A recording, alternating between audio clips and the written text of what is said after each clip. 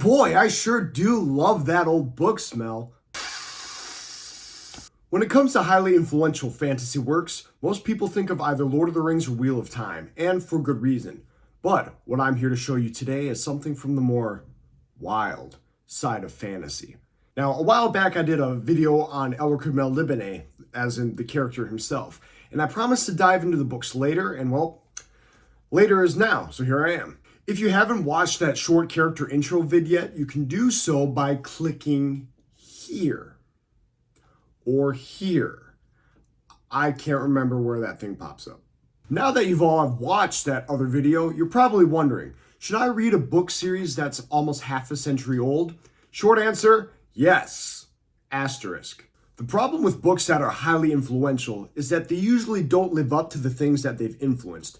You pick it up, your expectations raised, only to find out that they're mid at best. Now, are the Elric Saga books like this? Let's find out. Before we get started, you need to remember that Elric first appeared in a bunch of short stories that weren't necessarily written or published in chronological order. Now, many volumes in the Elric Saga are collections of these shorter stories.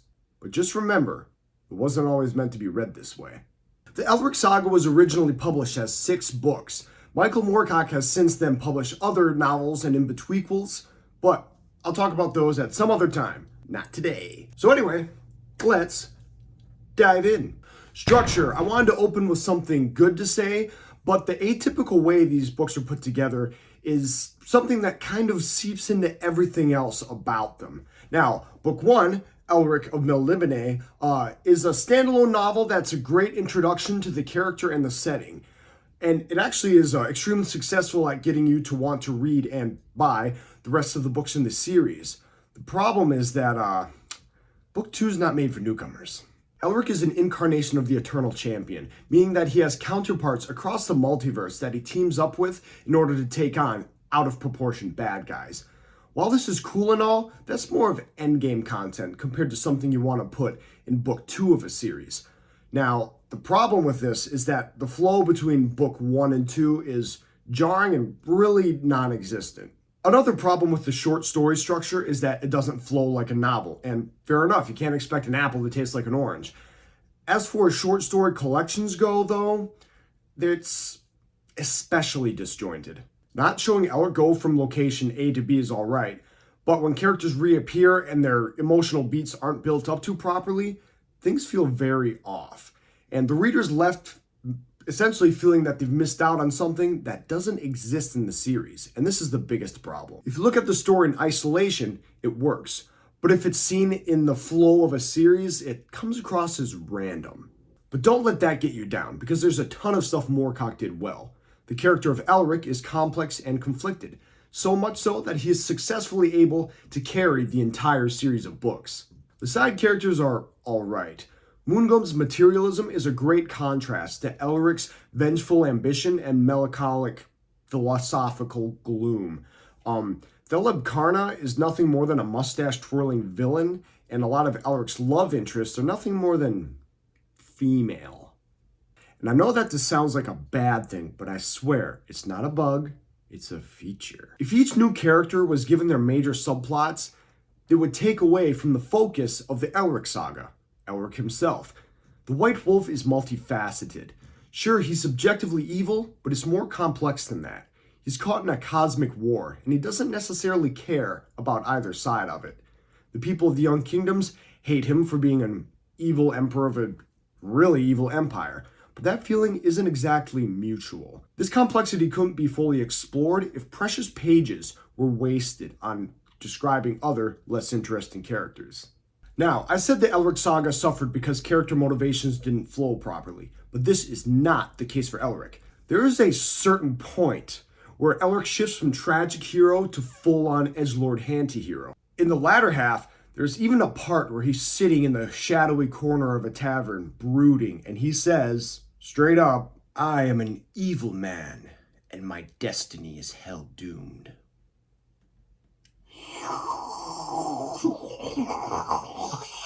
And this motivation holds up surprisingly well amongst all the different separated stories in the books. The individual stories in the saga are great as well.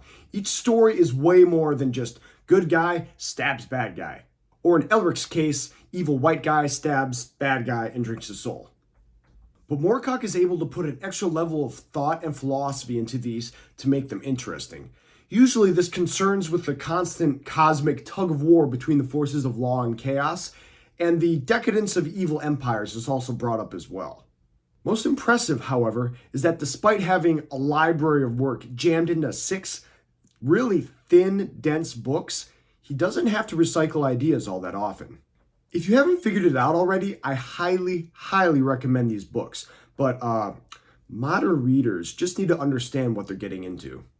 These individual stories themselves and books written as one work are incredibly fast-paced.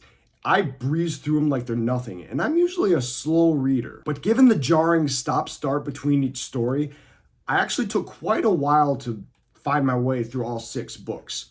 Now, I myself am a fantasy author, and if there's one thing I know about modern readers, my target market, is that they don't necessarily need a fast-paced book, they need a well-paced one.